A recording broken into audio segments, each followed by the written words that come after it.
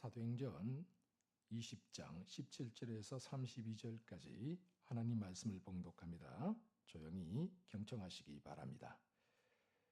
바울이 밀레도에서 사람을 에베소로 보내어 교회 장로들을 청하니 오매 그들에게 말하되 아시아에서 온 첫날부터 지금까지 내가 항상 여러분 가운데에서 어떻게 행하였는지를 여러분도 아는 바니 곧 모든 겸손과 눈물이며 유대인의 간계로 말미암아 당한 시험을 참고 주를 섬긴 것과 유익한 것은 무엇이든지 공중 앞에서나 각 집에서나 거리낌 없이 여러분에게 전하여 가르치고 유대인과 헬라인들에게 하나님께 대한 회개와 우리 주 예수 그리스도께 대한 믿음을 증언한 것이라.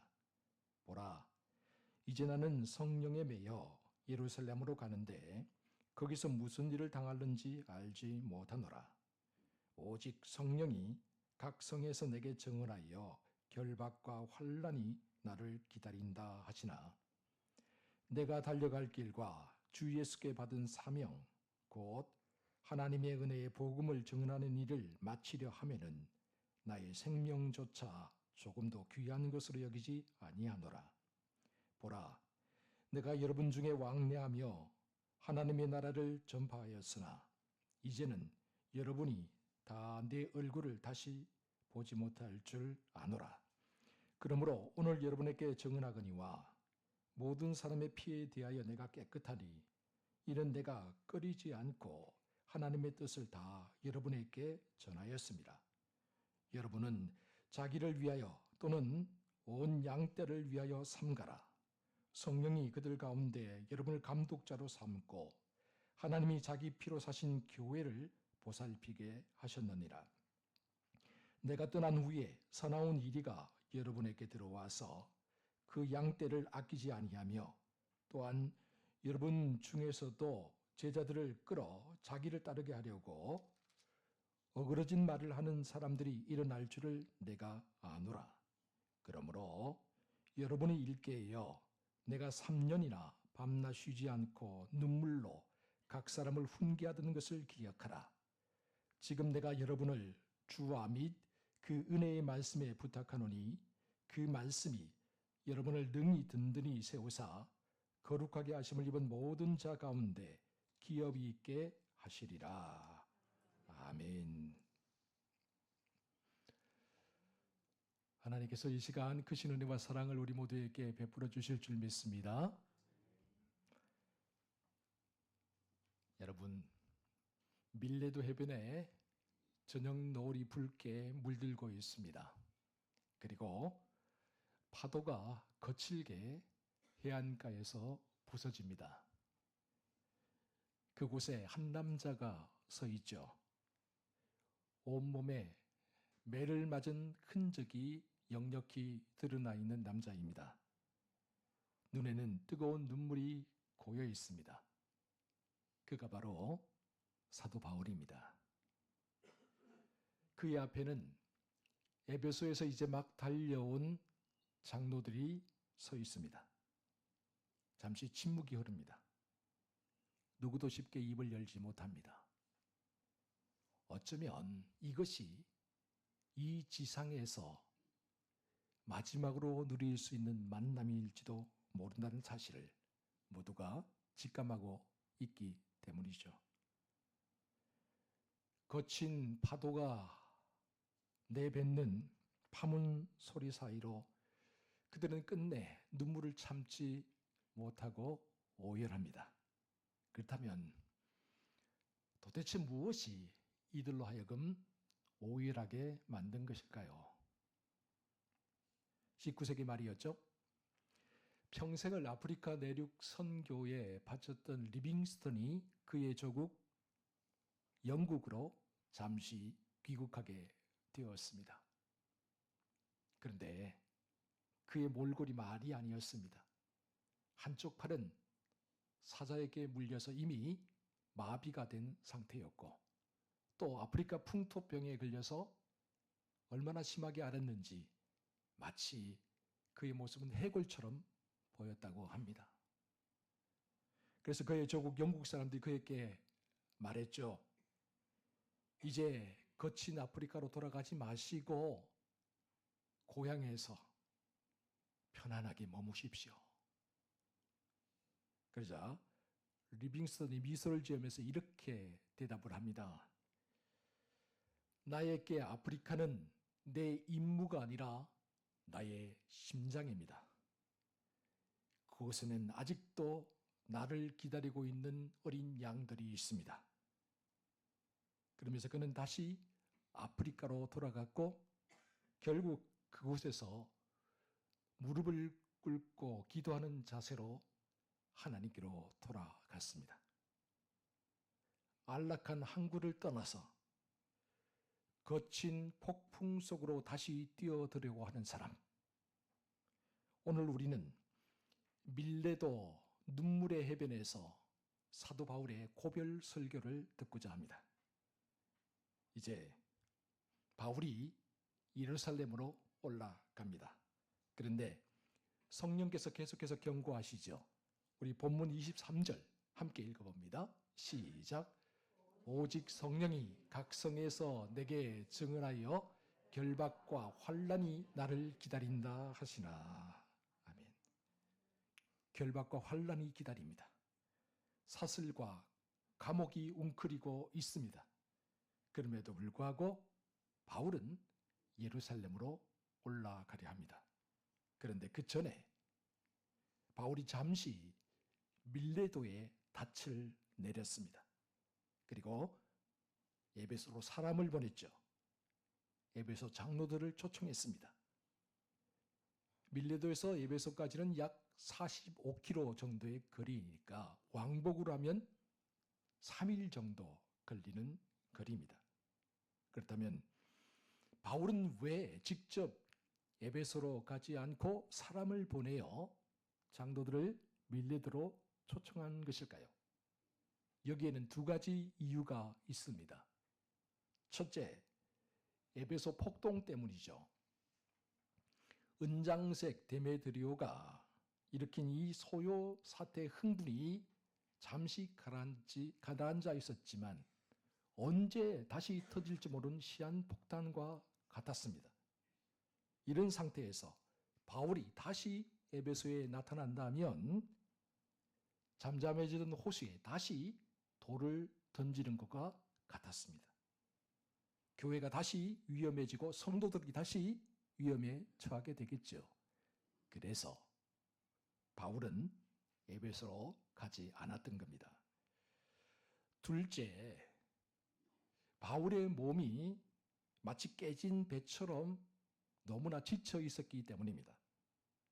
여러분, 지난 시간에 우리가 살펴본 것처럼 드로아에서 밤새도록 강론을 했습니다. 그 후에 아소로 홀로 그 먼 길을 걸어갔습니다. 또한 쉬지 않고 배를 타고 밀레도까지 달려왔습니다. 완전 탈진한 상태였죠. 이런 상태에서 무리하게 몸을 움직이다가는 오순절 전에 예루살렘으로 올라가려고 했던 그의 계획이 수포로 돌아갈 수도 있었던 겁니다. 그래서 그는 사람을 보내어 밀레도로 에베소 장로들을 초청했던 것이죠. 여기서 우리는 중요한 사실을 한 가지 배우게 됩니다. 교회 일을 할 때 규모가 있어야 됩니다. 일의 우선순위가 분명해야 되죠. 그리고 혼자 모든 것을 다 떠맡으려고 해서도 안 됩니다. 함께하는 사람들을 믿고 과감하게 맡길 수 있어야 됩니다. 하나님의 일은 홀로 할 수 없기 때문입니다. 우리가 협력하여 짐을 서로 나누어지게 될 때 하나님의 선하신 뜻을 이룰 수 있죠. 그래서 바울은 로마서 8장 28절에서 다음과 같이 말하고 있습니다. 함께 읽어볼까요? 시작. 우리가 알거니와 하나님을 사랑하는 자, 곧 그의 뜻대로 부르심을 입은 자들에게는 모든 것이 합력하여 선을 이루느니라. 아멘. 오늘 우리 모두가 합력하여 선을 이루는 사람들이 되시기 바랍니다. 한 사람 한 사람의 힘은 약할지 모르지만 우리가 함께할 때 하나님의 놀라운 뜻을 이룰 수 있음을 믿으시기 바랍니다. 드디어 에베소 장로들이 밀라도에 도착했습니다. 기쁨의 회포도 잠시 바울이 곧이어 고별 설교를 시작합니다. 신약 성경에 나오는 가장 감동적인 설교죠. 바울은 먼저 에베소 교회에서 있었던 자기의 사역을 회고하며 말합니다. 우리 본문 19절 함께 읽어봅니다. 시작. 곧 모든 겸손과 눈물이며 유대인의 간계로 말미암아 당한 시험을 참고 주를 섬긴 것과. 아멘. 여러분, 오늘 본문 19절에서 보는 것처럼 바울의 목양 자세는 세 가지로 요약할 수 있습니다. 우리 함께 같이 읽어보겠습니다. 시작. 겸손과 진실과 인내. 이처럼 바울의 시선은 사람을 향하지 않았죠. 오직 주님만 바라보았습니다.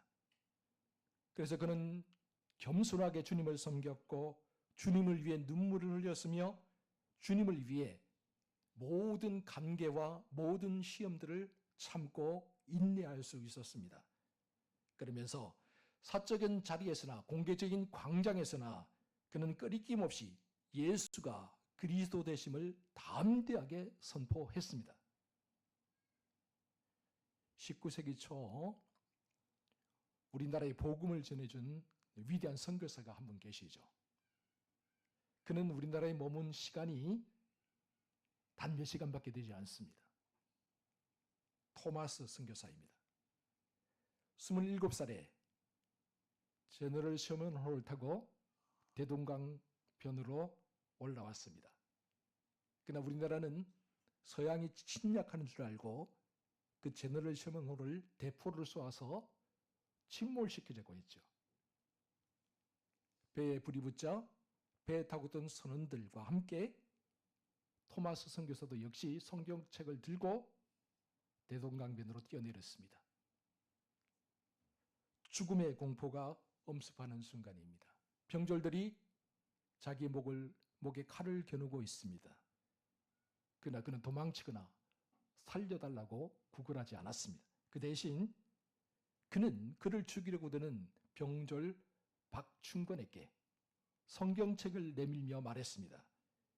이것을 받으시오. 그가 이 지상에서 남긴 마지막 말이었습니다. 죽음의 위협 앞에서도 끝까지 복음을 전하고 있던 그의 뜨거운 심장, 바로 이것이 우리 사도 바울의 심장이기도 했죠. 사랑하는 성도 여러분, 그렇다면 오늘 우리의 시선은 어디를 향하고 있습니까? 사람입니까? 세상의 사상이나 신념입니까? 우리의 초점을 오직 예수 그리스도에게 맞추시기 바랍니다. 주님만이 우리의 유일한 인생 목적지가 되실 수 있습니다. 그러므로 주님께 시선을 맞추고 이 세상에 어떤 어려움이나 고난이 와도 흔들리지 말고 올곧게 이 신앙의 길을 걸어가는 저와 여러분 모두가 될 수 있기를 주의 이름으로 축원합니다. 이제 바울은 예루살렘을 향한 사명의 돛을 올리려고 합니다.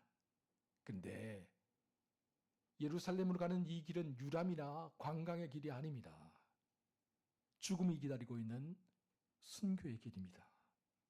그래서 바울은 에베소 장로들에게 이렇게 말하고 있죠. 본문 24절, 너무나 유명한 구절이죠. 우리 함께 같이 읽어봅니다. 시작. 내가 달려갈 길과 주 예수께 받은 사명, 곧 하나님의 은혜의 복음, 나의 생명조차 조금도 귀한 것으로 여기지 아니하노라. 아멘. 여러분, 우리가 아는 것처럼 지금까지도 바울은 정말 숨가쁜 인생의 레이스를 달려왔습니다. 그리고 이제 그 인생 레이스가 종착역에 다다랐다는 사실을 바울은 알고 있었습니다. 그는 죽음을 통해, 순교를 통해 그의 인생 레이스를 마감하려고 했습니다. 그런데 여기에서 이 바울의 고백에서 우리는 놀라운 사실을 한 가지 발견하게 되죠. 바울은 세 가지를 동격으로 말하고 있습니다. 다시 한번 읽어볼까요? 시작.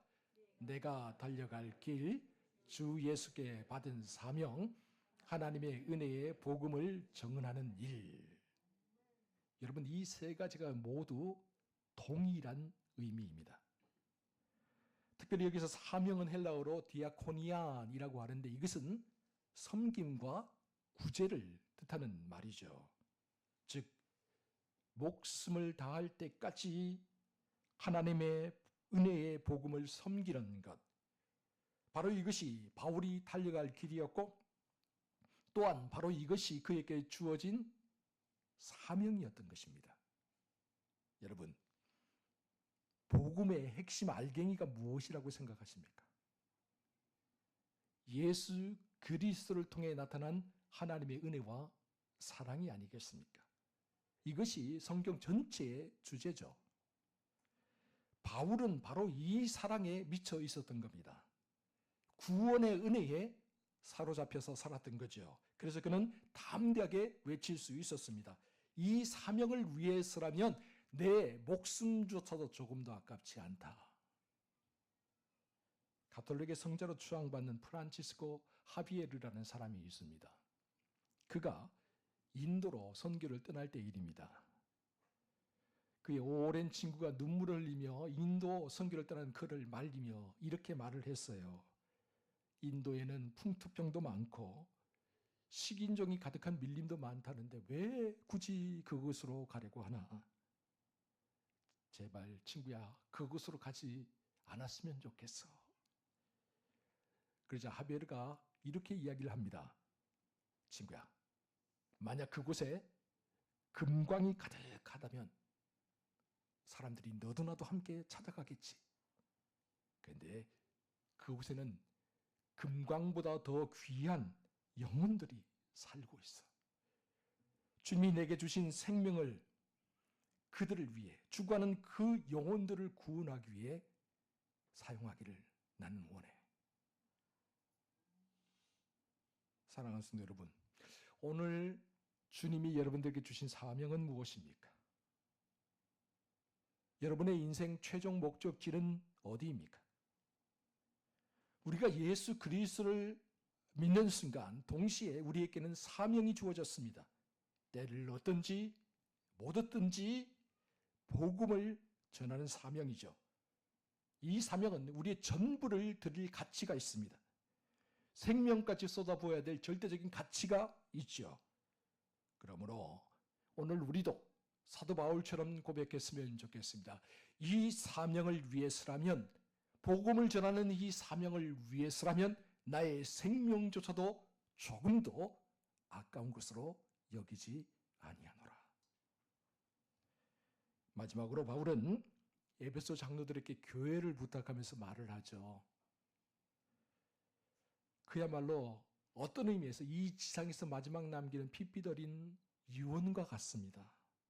그의 유언은 세 가지로 요약할 수 있는데요. 첫째는 삼가라입니다. 우리 본문 28절인데 같이 한번 보겠습니다. 시작. 여러분은 자기를 위하여 또는 온 양떼를 위하여 삼가라. 성령이 그들 가운데 여러분을 감독자로 삼고 하나님이 자기 피로 사신 교회를 보살피게 하셨느니라. 아멘. 삼가라라는 이 말은 조심하고 근신하라라는 뜻이지요. 여러분, 교회 리더들에게 필요한 덕목인데 그 중에 한 가지가 삼가하는 것입니다. 늘 깨어 있어야 됩니다. 행동 하나, 말 하나에 신중해야 되죠. 이것이 과연 성도들에게 덕이 될까? 이것이 과연 교회를 살리는 일일까? 이것이 과연 하나님께 영광이 될까? 우리 모두가, 특별히 교회의 리더들은 반드시 이 세 가지를 물어야 됩니다. 교회는 주님이 자기의 피로 사신 눈물의 처소이기 때문입니다. 둘째는 기억하라입니다. 우리 본문 31절인데요. 함께 읽어봅니다. 시작. 그러므로 여러분이 일깨어 내가 3년이나 밤낮 쉬지 않고 눈물로 각 사람을 훈계하던 것을 기억하라. 아멘. 바울은 미리 미래를 내다보고 있었어요. 자기가 떠나게 되면 사나운 이리가 교회에 들어와서 교회를 어지럽히려는 것을 알고 있었고, 또 자기가 가르친 제자들 중에서도 사람들을 자기 욕심을 위해서 어그러진 길로 이끌어 갈 사람들이 나타나게 될 것이라는 사실을 바울은 미리 알고 있었죠. 그래서 그는 기억하라 라고 그렇게 말을 합니다. 이것은 바울이 전한 복음, 십자가의 복음, 그리고 이신칭의 예수 그리스도를 믿음으로 말미암아 우리가 의롭게 된다는 이 진리의 말씀, 이것을 절대 놓치지 말고 항상 기억하면서 살아라 라는 그런 당부의 말씀이죠.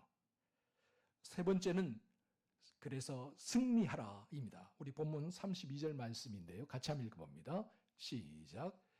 지금 내가 여러분을 주와 및 그 은혜의 말씀에 부탁하노니 그 말씀이 여러분을 능히 든든히 세우사 거룩하게 하심을 입은 모든 자 가운데 기업이 있게 하시리라. 아멘. 바울은 에베소 교회를 사람이나 시스템에 맡기지 않았어요. 그는 말합니다. 오직 주와 그 은혜의 말씀에 부탁한다. 여러분, 우리의 신앙은 말씀 위에 굳게 서야 됩니다. 말씀이 우리에게 거룩한 기업을 가져다 줍니다. 우리가 이 말씀 위에 굳게 설 때 우리께 다가오는 모든 고난과 그 어떤 시련의 파도도 다 이겨낼 수가 있는 것이죠. 그러나 말씀 위에 서지 않는 신앙은 사람과의 관계나 내 이익이나 아니면 그 어떤 목적을 가진 신앙은 금방 무너집니다. 오늘 이 자리에 모인 우리 모두가 말씀 위에 굳게 선 신앙을 소유하시기 바랍니다. 이처럼 밀레도 해변의 이별은 슬프지만 동시에 아름답습니다. 바울은 이제 사명의 돛을 올렸고 밀레도에서 에베소 장로들은 말씀의 닻을 내렸습니다. 그들은 이제 각자 갈 길을 떠납니다. 그렇지만 그들의 마음은 동일합니다. 오직 주 예수 그리스도를 향한 믿음. 일제시대 신사참배를 거부하다 순교당하신 분들이 많은데 그 중에 우리 교단이 자랑하는 주기철 목사님이 계시죠. 주기철 목사님이 감옥살이를 하다가 일제가 잠시 풀어주어서 다시 교회로 와서 마지막 설교를 할 때 5가지 나의 기원을 설교를 했습니다. 그 5가지 기원 중에 나오는 한 대목을 여러분들에게 소개해드립니다. 소나무는 죽기 전에 찍혀야 푸르르고 백합은 시들기 전에 떨어져야 향기롭습니다. 오 주여, 이 몸이 더럽혀지기 전에 내 주님을 위한 제물이 되게 해 주십시오. 이처럼 주기철 목사님은 안락한 삶이라는 그 유혹을 물리치고 사명이란 깨끗한 불꽃으로 자기의 모든 것을 다 태워 주님께 드리기를 원했죠. 사랑하는 성도 여러분, 그렇다면 우리 인생의 날에 무엇이 남기를 원하십니까? 통장의 잔고가 남기를 원하십니까? 세상의 명예가 남기를 원하십니까? 아닙니다. 사도 바울처럼 우리가 눈물로 씨를 뿌려 거둔 영혼들이 이 땅에 남아야 되지 않겠습니까? 주님께 받은 우리가 지켜야 될 그 마지막 사명이 남아야 하지 않겠습니까? 그러므로 편안한 항구에 머무는 것을 좋아하지 마시고 그런 유혹들을 다 떨쳐버리고 성령에 매여서 사명의 바다로 나가는 저와 여러분 모두가 되시기 바랍니다. 거친 파도가 몰아쳐도 좋습니다. 주님이 우리와 함께 하시기 때문입니다. 이제 은혜의 말씀을 굳게 붙잡으시기 바랍니다. 그래요, 우리 인생 항해의 지도에는 오직 예수 그리스도만 남는 참으로 귀하고 복된 삶을 살아가는 저와 여러분 모두가 될 수 있기를 주의 이름으로 축원합니다. 기도하겠습니다. 사랑하는 주님, 오늘 밀레도 해변에 울려 퍼지는 바울의 마지막 설교를 들었습니다. 우리 안에 사명을 향한 거룩한 불꽃이 다시 피어나게 하여 주시옵소서. 안일함이라는 항구에 안주하려고 했던 우리의 게으름을 용서해 주옵소서. 환경을 바라보며 사람을 바라보며 두려워했던 우리의 연약한 믿음을 붙잡아 주시옵소서. 사랑하는 주님, 우리도 바울처럼 성령에 매인 사람이 되기를 원합니다. 은혜의 빚진 자로 살기를 원합니다. 주 예수께 받은 사명, 곧 은혜의 복음을 증언하는 일을 위해서라면 나의 가장 소중한 것도 아낌없이 드릴 수 있는 담대한 믿음과 용기를 허락해 주시옵소서. 사랑하는 주님, 간절히 원하옵는 것은 우리 양동교회를 주님의 보혈 위에 든든히 세워 주시옵소서. 악한 이리들이 틈타지 못하도록 말씀의 전신갑주를 입혀 주시옵소서. 이 세상의 폭격 속에서도 오직 은혜의 말씀만 붙들고 승리하는 복음의 파수꾼들이 되게 하여 주시옵소서. 그리하여 우리 모두가 우리 인생의 마지막 날 주님 앞에 서는 그날에 주님, 우리가 달려갈 길을 다 마치고 주님께로 돌아왔습니다 라고 고백할 수 있는 영광스러운 믿음의 용사들이 되게 하여 주시옵소서.